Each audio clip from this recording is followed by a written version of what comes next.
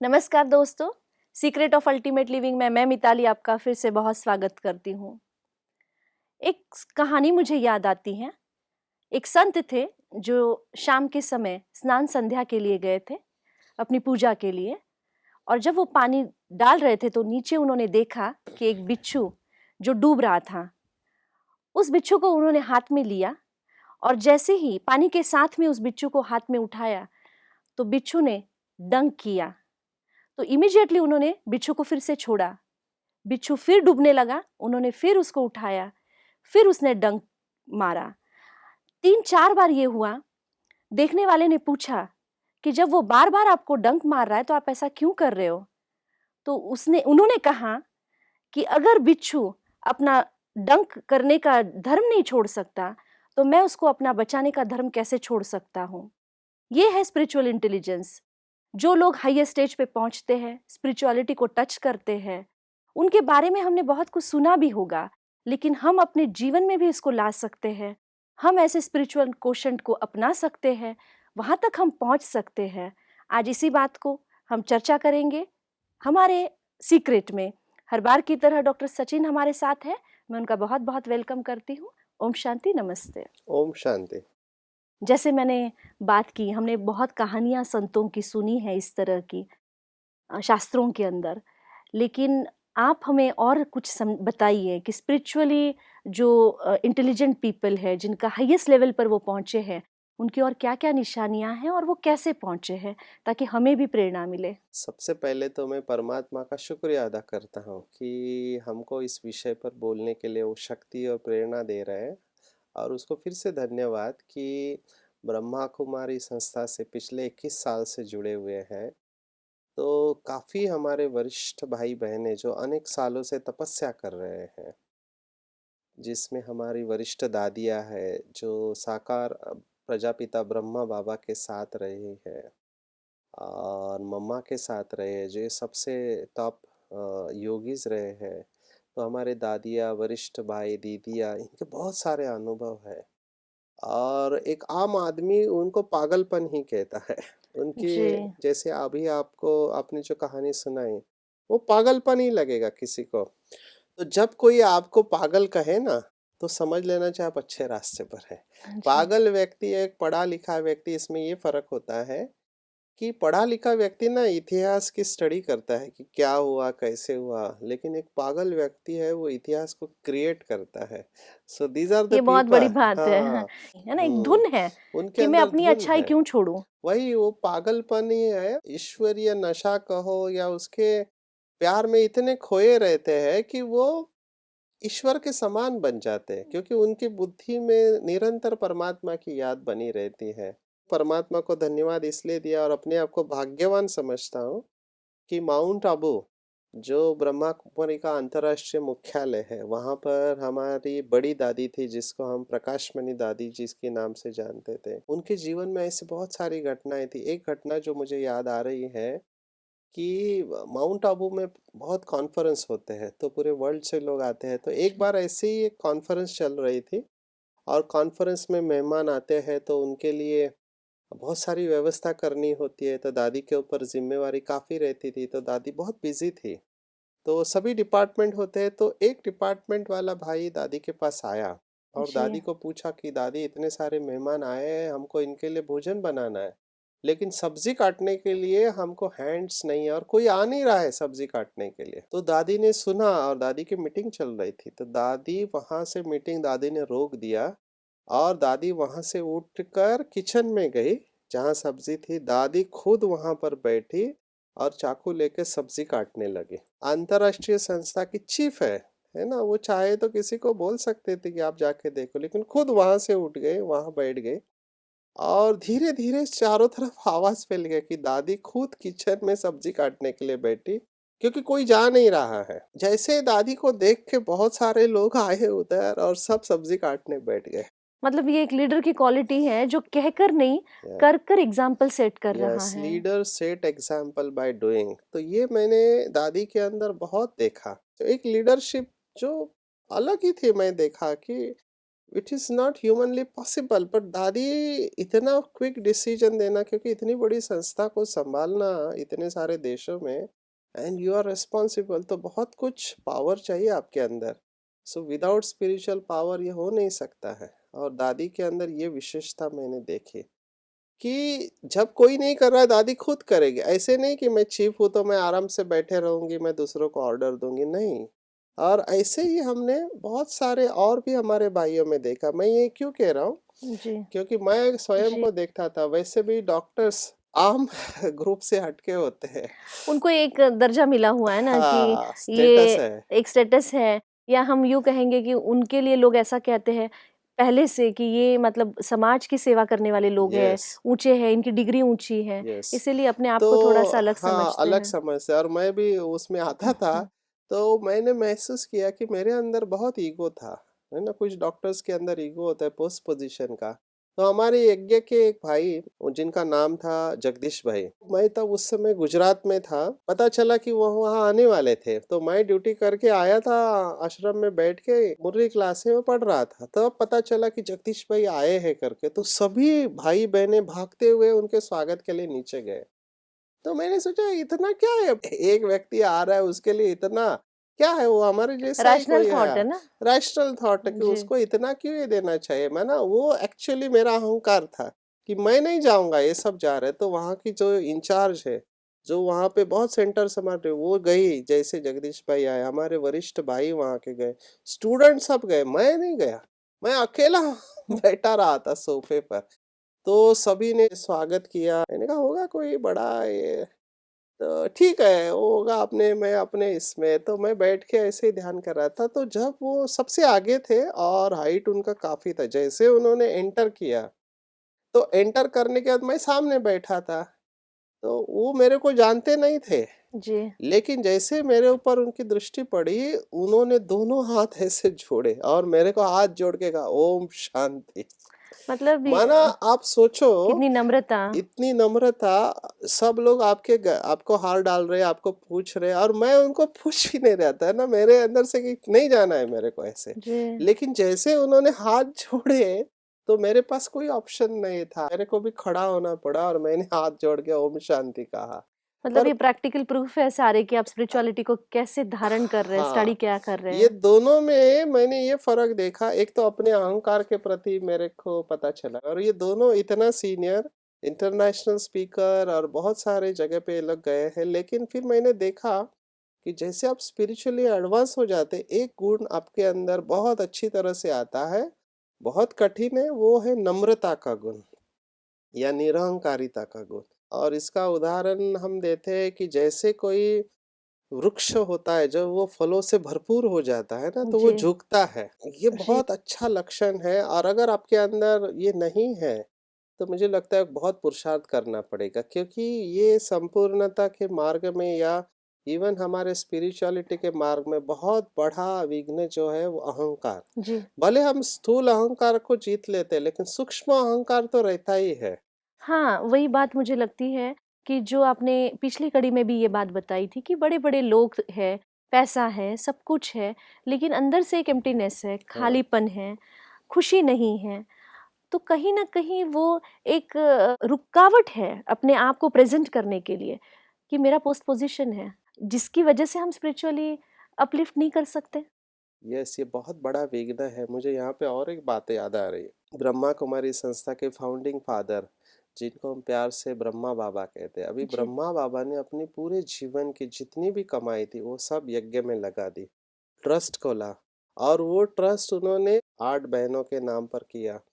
और स्पिरिचुअली भी बहुत एडवांस थे, क्योंकि बहुत गुरु किए हुए थे, बहुत सारे शास्त्रों का अभ्यास था, और बिजनेस में काफी अनुभवी थे, तो लोगों की परख अच्छी थी। और बाबा को बहुत रेस्पेक्ट करते थे, क्योंकि वो शिव बाबा का साकार रथ था, भागीरथ जिसका गायन है, जिसमें स्वयं परमात्मा प्रवेश करते हैं, ऐसे ब्रह्मा बाबा। लेकिन नेचुरली उनके अंदर एक ये भाव रहा कि ये सब शिव बाबा का है ना। जो जी, दादियों ने कहानियां सुनाई हम कि बाबा खुद पेड़ पौधों को पानी देते थे। कभी रास्ता बनाना है तो बाबा खुद वहां पर खड़े होके मदद करते थे। माना this is again an example कि भले आपने दिया है, नहीं तो हम देखते हैं अभी ये टीका नहीं है, लेकिन कई लोग मदद करते हैं ना, तो मदद करने के बाद उनका नाम वहां पर आ जाता है जी, कि इन्होंने इतनी मदद की। लेकिन बाबा के अंदर हमने वो कहीं नहीं देखा, ऐसे जी। लगा ही नहीं कि बाबा बिल्कुल नेचुरल रहते थे, हल्के रहते थे। ये है ना, इस बात को जीतना बहुत मुश्किल होता है। पर कई लोगों के अंदर ये बिलीफ है कि हमारे पोज़ीशन के अनुरूप अगर हम काम नहीं करते हैं, तो लोग हमें कीमत नहीं देते हैं। ये बिलीफ उनके अंदर है जिनको दूसरा तरीका पता नहीं है मैनेजमेंट का। हाँ, हाँ। क्योंकि आज तक हमने सुना है कि किसी को कंट्रोल में रखना है तो गुस्सा करना पड़ता है, रोब दिखाना पड़ता है, तभी लोग मानेंगे, और रोब दिखाने वालों का ही रिस्पेक्ट होता है। लेकिन यही फर्क है कि कॉमन बिलीफ और स्पिरिचुअलिटी में टोटली अपोजिट है। स्पिरिचुअलिटी में आप जितना नम्र बनेंगे, पर इसके लिए दिखावा करने की जरूरत नहीं। हुँ, कई लोग दिखावा भी करते हैं, वो भी पकड़े जाते हैं। मेरे को तो एक याद आती है कहानी, किसी ने बहुत अच्छा कहा, एक ऐसे ही बहुत अच्छे स्पीकर थे, वक्ता थे, जिन्होंने बहुत सेवा की थी, तो उनके अंदर बहुत उन्होंने किया था, तो उनका परिचय दिया जा रहा था, तो बहुत जी। सारा परिचय दिया। लास्ट में उस स्पीकर ने कहा कि आपने इतना सारा बताया, लेकिन मेरी नम्रता के बारे में भी थोड़ा हुँ। बताओ ना। तो जब आपको लगता है कि आपकी विशेषता के बारे में बताना चाहिए, तो समझने का अभी तक आपने उसको जीता नहीं है। जी, ये जी, अहंकार बहुत सूक्ष्म होता है, और मेरे ख्याल से लास्ट स्टेप है इसको जीतने का। दादी को मैंने जब सवाल पूछा कि दादी ऐसा क्या आपने पुरुषार्थ किया कि जी, आपको परमात्मा ने निमित्त बनाया, तो दादी ने बहुत सारी बातें बताई। उसमें दादी ने मुख्य बताया, ये जो माया है या निगेटिविटी है या विकार है, इसकी जो जड़ है, इसके वो है मैं और मेरापन। मैं और मेरा, मैं ही सब कुछ हूँ। मैं नहीं होता तो इतना सब सेवा नहीं हो पाती जी, है, मेरे बिगर ये कुछ नहीं चल सकता। जी। मैं हूँ इसलिए इतना चल रहा है। हाँ। वाइफ जो होती है ना, वो हस्बैंड को यही कहती रहती है, मैं हूँ जो आपको झेल रही हूँ, बाकी तो कोई नहीं झेल सकता। मैं ऐसा नहीं कहूंगा वाइफ को, हस्बैंड भी कई बार ऐसे बोल सकते हाँ, हैं कि हाँ। मैं घर को चला रहा हूँ, है हुँ, ना, मैं संभाल रहा हूँ, दोनों की जरूरत है। लेकिन ये मैंपन जो है ना, अंदर चला गया पूरी तरह से। हाँ, और उल्टा मैं, एक सीधा मैं होता है, एक उल्टा मैं। तो ये उल्टा मैं जो है, ये माया का जितना भी पेड़ है, निगेटिविटी की जड़ में है। और स्पिरिचुअलिटी इसी को परिवर्तन करती है। मैं और मेरापन जब तक है, तब तक आप स्पिरिचुअल इंटेलिजेंट नहीं बन सकते। दादी जानकी का जब वो टेस्ट किया डॉक्टर्स ने, ईईजी का, जी। जिसपे दादी को अवार्ड मिला, तो दादी को ये पूछा कि दादी ये इतना बड़ा स्टेज आपने कैसे अचीव किया, तो दादी ने भी कहा कि बड़ी-बड़ी बातें तो हमने जीत ली थी, लेकिन सूक्ष्म में, सटल में जो अहंकार रहता है ना, कि मैं एक अच्छी स्पीकर हूँ, कि मैं अच्छी योगी हूँ, जी, वो आपको ही पता रहता है और किसी को नहीं जी, पता रहता है। कई लोग बहुत इंटेलिजेंट होते हैं कि कोई महिमा करते हैं ना, तो चुप रहते, बोलते नहीं, लेकिन अंदर से खुशी हो रही होती है। जी, आप जी, समझ रहे? जी, ये छिपाने में कि हमारे अंदर अहंकार नहीं है। कई लोग बोलते नहीं नहीं, ये तो सब भगवान का है, वो करा रहा है, बोल रहे हैं, लेकिन अंदर सूक्ष्म में स्वीकार कर रहे हैं। जी। तो इसको भी जीतना बहुत मुश्किल होता है। ये लास्ट स्टेप है, अगर आपने इसको जीत लिया। कई लोग बोलते हैं हम तो इंस्ट्रूमेंट है, हम तो निमित्त है, लेकिन निमित्त बनने में भी न्यारापन चाहिए। ये निमित्त के आगे की स्टेज है, वो बहुत सूक्ष्म है। बहुत सूक्ष्म होता है, और इसको जीता है, इसका प्रूफ है कि आपको कभी भी अपमान की फीलिंग नहीं आएगी। जो आपने कहा ना, हुँ, हमारा महत्व कम हो जाएगा। जी, कई लोग अपना महत्व रखने की कोशिश करते हैं। जी। उनको लगता है कि जब तक ये पोस्ट नहीं है, तब तक मेरा कोई रिस्पेक्ट रिगार्ड नहीं रहेगा, या मैं अगर ये काम करूंगा तो मेरा तो सब स्टेटस चला जाएगा, मेरा महत्व कम हो जाएगा लोगों के नजरों में। और ये भी है कि लोग हमारा फ़ायदा उठा रहे हैं। फायदा उठाएंगे और हुँ, महत्व कम हो जाएगा। हुँ, तो आपने सूक्ष्म अहंकार को जीता है, उसका प्रूफ है कि आपको कभी भी ये विचार नहीं आएगा कि आपका महत्व कम हो गया है, और आपको अपमान की फीलिंग नहीं आएगी। जी। आपने उदाहरण दिया, वो महाराष्ट्र के संत थे, वो भी सुबह स्नान करने जाते थे, उसके ऊपर थूका एक व्यक्ति ने, जानबूझ करके, इसको गुस्सा आएगा करके, वो कुछ नहीं बोले, गए स्नान करके वापिस आए, फिर थूका, जी, फिर गए, फिर ऐसे कितनी बार करने का। हम गांधी जी का भी ये बहुत सुना है। उस व्यक्ति ने उस दिन ऐसे कहते 108 बार स्नान किया, तो आखिर में थूकने वाला थक गया। जी, उसने पूछा कि मैं इतनी बार थूक रहा हूँ, आपको गुस्सा क्यों नहीं आ रहा है? आप फिर स्नान करके आते हो, कहते मैं आपका कितना धन्यवाद मानूं।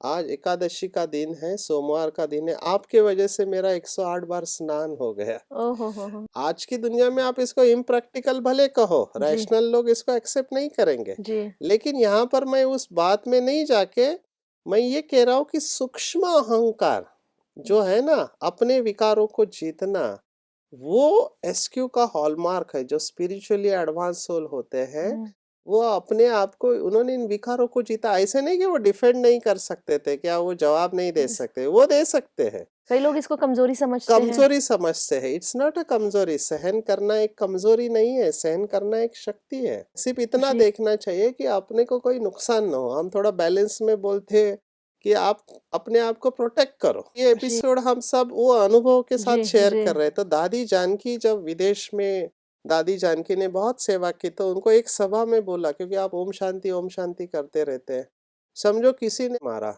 तो आप क्या करोगे। अभी ये सवाल बहुत ऑफेंसिव है, एक स्पिरिचुअल लीडर को ये सवाल, पर पूछने वाले पूछते हैं।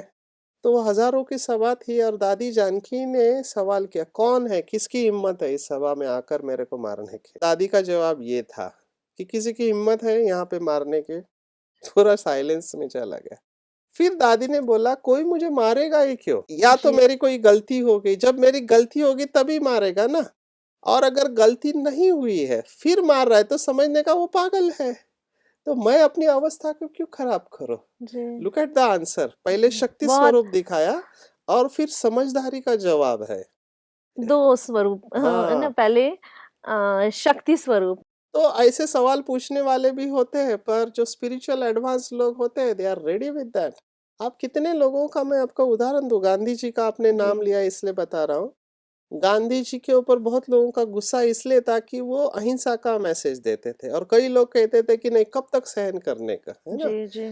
तो एक व्यक्ति को बहुत गुस्सा था गांधी जी के ऊपर, लेकिन उसकी हिम्मत नहीं होती थी बोलने की। हुँ, तो एक बार वो बोट से जर्नी कर रहे थे, तो गुस्सा तो आ रहा था, अभी क्या करे। गांधी जी कुछ अपना पढ़ रहे थे, तो इसको गुस्सा आया, तो इसने क्या किया, 2-3 पेज के ऊपर बहुत सारे अपशब्द लिखे गांधी जी को, जी, जिससे कि गांधी जी को गुस्सा आए, और उसको पिन लगा के वो भागते गिरता हुए गया और उनके टेबल पर डाल के दूर आके फिर देखता रहा। जी, तो गांधी जी को समझ में नहीं आया क्या हो रहा है। वो कागज को देखा, व्यक्ति को देखा, वो गांधी जी को लगा शायद मेरे को कुछ वो देना चाहता है। उसने पढ़ा बहुत शांति से। अभी ये देख रहा है व्यक्ति कि अभी गांधी जी को गुस्सा आएगा, ठीक है ना, क्योंकि मैंने जो लिखा है कोई भी सहन नहीं कर पाएगा, ऐसे अपशब्द लिखे। गांधी जी के चेहरे के ऊपर कोई भाव नहीं, पूरा पढ़ा एक एक शब्द। पूरा पढ़ने के बाद गांधी जी उठे, वो कागज को लेके उसके पास गए और उसको बोले, भैया ये कागज तो मेरे कोई काम का नहीं, लेकिन ये पिन मैं रख लेता हूँ, मेरे को काम में आएगी। बहुत ही हाईली स्पिरिचुअल क्वेश्चन बड़ा हुआ है ना? स्पिरिचुअली एडवांस लोग आर लाइक दिस, ठीक है ना। फिर वो ब्रह्मा बाबा हो, प्रकाश मणि दादी हो, दादी जानकी हो, या महात्मा गांधी जी हो, इन सब की एक पावर रहती है, और ये पावर इन्होंने परमात्मा से प्राप्त की है। ये लोग भी साधारण थे, लेकिन विद साधना और तपस्या इन्होंने की है। जी, तो हम सब भी अगर इस तरह से साधना करें और ऐसी आत्माओं का संग करें, तो हम भी अपने स्पिरिचुअल इंटेलिजेंस को बढ़ा सकते हैं। बहुत सुंदर, बहुत खूब बताया। हमारा ये पूरा की पूरा एपिसोड ना पिछले कई कड़ियों से आईक्यू, ईक्यू, एसक्यू इन सब के बारे में हम बात कर रहे थे। आपने इतने सारे उदाहरण देकर हमको जो समझाया है, डेफ़िनेटली मुझे और दर्शकों को आपने प्रेरित किया है। आपका बहुत-बहुत धन्यवाद। लेकिन जाने के पहले हम एक मेडिटेशन ज़रूर लेंगे। हम सब अभी ध्यान करेंगे, जिसमें कि हम अपने अंदर जो माया का बीज है, मैंपन और मेरापन, उसको दूर करने के लिए परमात्मा की मदद से अपने अंदर शक्ति भरेंगे। स्वयं को बिल्कुल हल्का छोड़ देंगे। सिर से लेके पाँव के अंगूठे तक हमारे शरीर के अंदर, दोनों हाथ, दोनों पैर, छाती, पेट, पीठ की मांसपेशियां, गर्दन, चेहरा और सिर बिल्कुल हल्का छोड़ देंगे। रिलैक्स। ध्यान दो आंखों के बीच में लेकर जाएंगे और स्वयं को महसूस करेंगे कि एक सुंदर दिव्य प्रकाश चमक रहा है, और मैं ये दिव्य प्रकाश हूँ। शरीर से बिल्कुल अलग हूँ। ये शरीर 5 तत्वों का बना हुआ है, परंतु मैं एक अविनाशी चैतन्य सत्ता हूँ, इस शरीर की मालिक हूँ। शरीर भारी है पर मैं बिल्कुल हल्की हूँ।